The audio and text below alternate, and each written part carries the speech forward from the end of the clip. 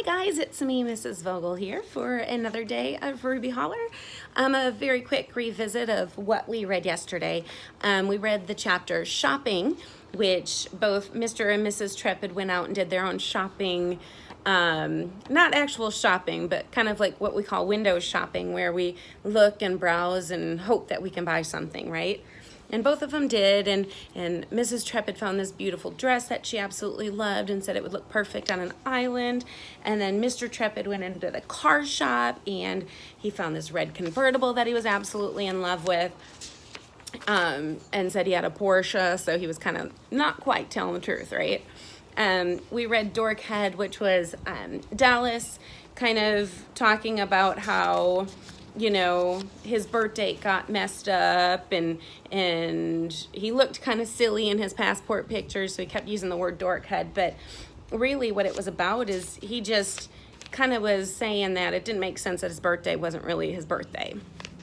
And then we read the chapter Loops, which talked about the river and how Florida and Tiller kind of figured out, well, we must be lost because this river's looping and it wasn't supposed to the way we were going. And then we read Progress, which was about Z and Mr. Trepid talking about their rocks and the surveying and how it was going. So anyways, today we are going to start out with a chapter 45 called The Rock. It had been raining hard all afternoon and the river was rushing along. "Whoa!" Florida called over the noise of the surging water. "We're really zipping!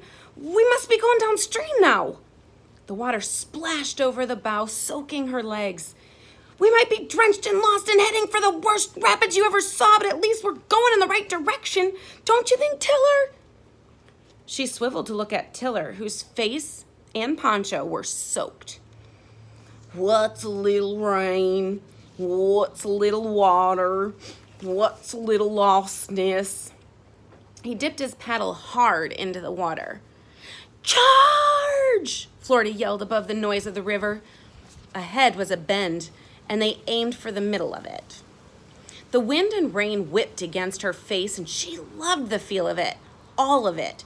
The charging down the river, the paddling, diving in and out, the water spraying up over the bow, the rain pelting down on her.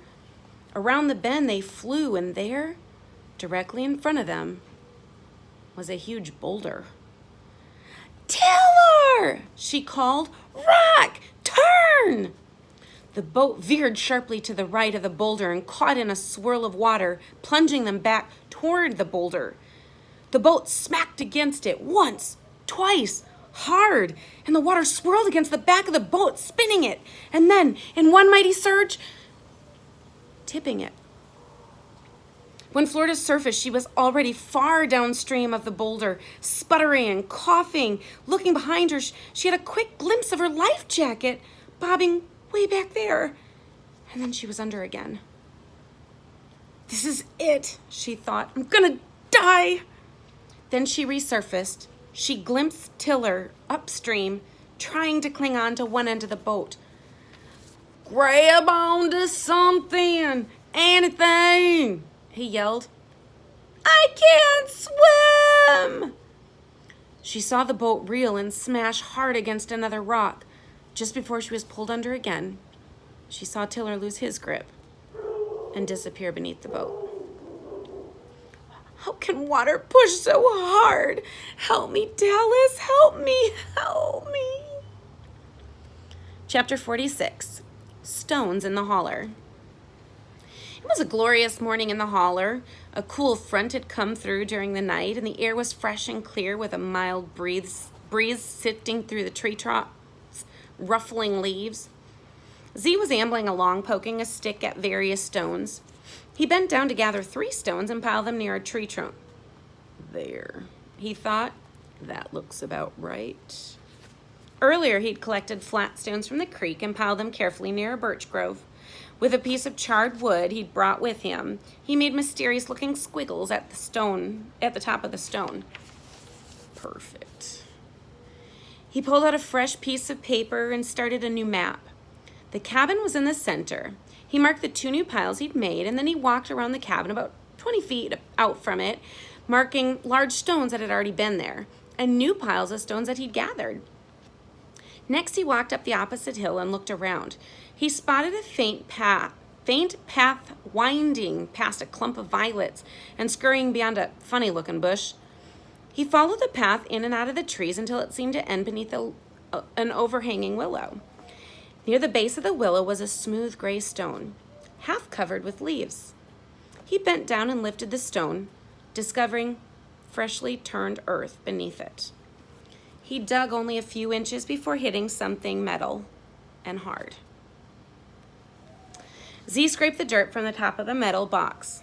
On it was painted, "Ceres, keep out."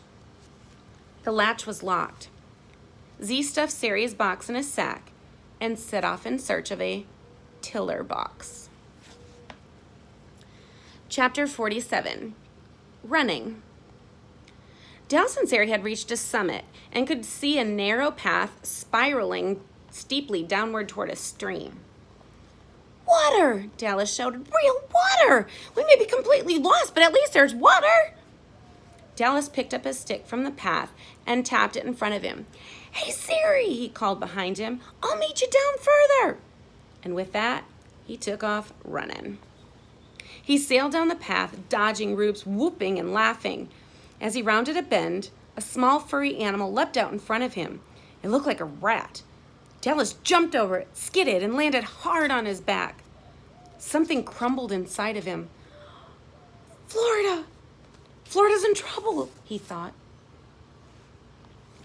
Chapter 48, More Shopping. Mrs. Trepid had taken the bus to Prosper City and was standing in front of the First Avenue jewelry store. She wasn't sure what had brought her to this place, only that she was here and wanted very much to go inside. She took a deep breath, straightened her back, and opened the door. Overhead, slender tubes of light beamed down on the display cases. The counters were polished to a high sheen, and inside the display cases, shiny bright mirrors reflected gold and silver and sparkly gems. A man in a dark suit drifted toward her. "May I help you?" he asked. "Are you looking for something in particular?" Mrs. Trepid glanced at the display case, spotting a gold necklace with tiny red and white stones in it. "That's nice," she said, indicating the necklace. The man slipped his hand into his pocket, removed a ring of keys, and deftly unlocked the case, sliding out a mirrored base on which the necklace rested. "A lovely choice," he said, releasing it from the base. He tilted the counter's mirror toward her as she tried it on. "Ah, absolutely perfect, it's you." Mrs. Trepid smiled at her reflection. The necklace was perfect. "Rubies and opals, of course," the man said, "and the finest gold, of course." "Of course," Mrs. Trepid murmured. "Rubies and opals," she thought. "Real rubies? Real opals?" "Is it for a special occasion?" the man asked. "What? Oh, yes, it is." Her mind raced. "Oh, what sort of special occasion?" "A cruise, actually," she blurted. "My husband and I are going on a special cruise to an island." "In the Caribbean?" the man asked. "Why, yes. How did you know?" "That's where a beautiful woman like yourself should be going." Mrs. Trepid's face reddened. "Why, thank you. Does Madame wish to know the price?" The man smiled a gentle, kind smile. Mrs. Trepid nodded. $18,000. Completely reasonable, of course, for such a fine work of art. "Oh, completely," she said, brushing at a piece of lint on her sleeve. She thought surely she had heard wrong. $18,000 for a necklace? Mrs. Trepid felt warm and agitated. "Whew, is your air conditioning working?" The man hurried to the thermostat. "Yes, it seems to be working. Is Madame not comfortable?" She fidgeted with the necklace's clasp. "Like you say, it's perfect, and rubies and opals are so..." She didn't know how to finish. She pretended to study the gems. "I'm just not sure this will go with my gown." "Gown? Why did I just say gown? What a silly word, gown." "Madame is more than welcome to bring her gown in and try it on with her necklace." He followed her to the door and opened it for her. Shall I put the necklace aside for you? Mrs. Trepid hurried through the door. She wanted to say, No, lock it up, take it away. But instead she said, Sure. Your name? Trepid, Marjorie Trepid. Bye-bye. And she rushed down the street, wondering why she had given him her real name and why she added that silly bye-bye. She didn't stop until she was several blocks beyond the jeweler's. When she did stop, she leaned against a building.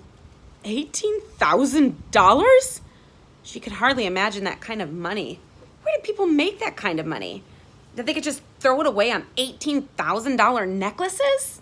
Psh, her mind reeled with all the other things that she could do with that much money. The following day, Mr. Trepid made his way to the same jewelry store, carefully removing his watch before he entered. He scuttled quickly to the watch counter and peered inside. May I help you? The salesman asked. Mr. Trepid had decided to be firm and decisive. I'm looking for a watch. There, something like that. He pointed to the display case. A perfect choice, the man said, removing it from the case. Would the gentleman care to try it on? Yes, Mr. Trepid said, offering his wrist. One of our finest, the salesman said. Have you owned one of these before? Yes, I have, he lied. Lost it, unfortunately. Lost? What a tragedy. Mr. Trepid tried to look forlorn. Absolutely. One doesn't like to lose such a fine watch. No, sir, one does not. Mr. Trepid turned his wrist this way and that. Perfect. It's made for you, the salesman had said. Yes, Mr. Trepid had thought. It does look as if it were especially made for me. The salesman was saying something about the quality of the gold and diamonds, and then, does the gentleman wish to know the price? The price? Yeah, why not? $9,000. Quite reasonable, of course, given the diamonds, and absolutely reasonable, Mr. Trepid interrupted. Does the gentleman wish to purchase now? Mr. Trepid's eyes roamed the display case. You know, there are a few others I would like to try also. The salesman glanced down at the case. But I'm in much too much of a hurry right now. Perhaps I should come back when I have more time. He pulled at the strap, releasing it. As he placed the watch back on the counter, his fingers trembled. Yes, quite in a hurry today. He turned toward the door. I will be back, though. Yes, I will. Would you like me to set it aside for you? Absolutely, Mr. Trepid said, reaching for the door. Your name, sir? Trepid, George Trepid. Mr. Trepid could not wait to get out of the store. Trepid? Oh, Trepid, yeah, you're going on a cruise. But Mr. Trepid didn't hear him because he has already run down the sidewalk, lunging down the street. $9,000 for a watch. What a ripoff. But he scurried down the walk. Mr. Trepid did glance down at his wrist. Oh, it did look spectacular on me, though. Perhaps the quality of the diamonds. Yes, it was the diamonds. Maybe $9,000 is quite reasonable for a watch with real diamonds. And the last chapter we're going to read today is chapter 49, Underwater. The boat was upside down, and Tiller was beneath it, trying to cling on to one of the struts of the boat, hurtled through the water. He was dragged along, smashed against rocks, dunked under surges of water. Each time he tried to get out from underneath the boat, it slammed down on him. He was desperately hoping Florida had made it to shore, and he was regretting that neither he nor Florida had been wearing their life jackets. Stupid old man, he thought, as if the river agreed with him. It surged over him, dunking him and loosening his grasp on the boat. He felt it fly free as he tumbled along underwater. Florida can't swim. If he'd only known that beforehand. He felt suddenly weak and powerless, as limp as a rag doll. Downriver, Florida was clinging to a boulder in the middle of the river. It was slimy and mossy. Her hands were slipping. She remembered a boy in the home telling her about learning to float. He said, you take in a huge bunch of air and just lie there like a dead man. As the raging water loosened her grip on the boulder, She gulped in air and closed her eyes. I'm gonna float like a dead man, she thought. Oh, I hope I don't end up a dead girl. For a few seconds, she felt her body suspended on the water. And then she was slammed against a floating log and knocked under the water. Her knees scraped rocks on the bottom. Maybe it's not so deep here. If only I could stand, if only this putrid water would quit pushing me. Well, guys, lots going on today, huh? So with this situation on the river with Tiller in Florida, first of all, I just got to say, if you all like being out on the water and you ever go on a boat or on a jet ski or something like that, please make sure to wear your life vests. It will save your life, okay? But especially if you're on a river like they are, one that's charging and looping and winding and there's rocks, and you just never know what to expect, especially when you've never been there before, right? So probably not their best choice. I've got a question. What do you think's gonna happen to Tiller? How about Florida? I'm nervous. Do you think they're gonna survive? Do you think someone's gonna drown? Or do you think they're both gonna come out okay?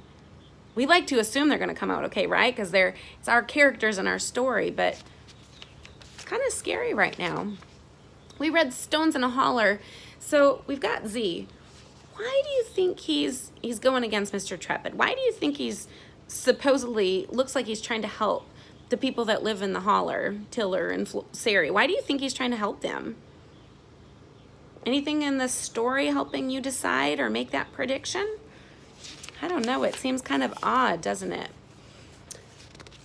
Now, I don't know if you've heard of this before, but sometimes people say that twins, they can kind of feel each other. You notice that happening quite a bit throughout this story, don't you? Dallas could feel that something wasn't right with Florida. Is that a scary thought? That Dallas could actually feel that? Do you think they'll be able to get to them in time? I mean, they're in totally different places. It's kind of scary. We read more shopping. So, of course, Mr. and Mrs. Trepid love to go shopping for all these things that they can not right now afford, right? They think they can in time, but can't right now. And they're giving their real names out. That's a little peculiar to me. Do you think $9,000 is a good price to pay? Me neither. I'm more like a $9 girl. Give me the cheap stuff, right? So one question I do have for you, how do you think this is all going to pan out? How do you think Mr. and Mrs. Trepid are going to either get this money? How is Mr. Trepid going to tell Mrs. Trepid? And make it seem like it's actually a legit way to earn money. And then the last chapter we read was Underwater, and we kind of talked a little bit about that. Have you ever been in the water where, you know, you're in deeper water? How do you stay afloat? What do you have to do to stay afloat? Does everybody stay afloat the same way? I can tell you, I don't stay afloat very well at all. My legs sink really easily. I'm thinking if that was me, that'd be really terrifying, but I would have had my life jacket on. Just saying. All right, well, I hope you guys have made some really good predictions about tomorrow's episodes of Ruby Holler, and I hope you enjoyed today. So until next time, we'll see you guys. Bye.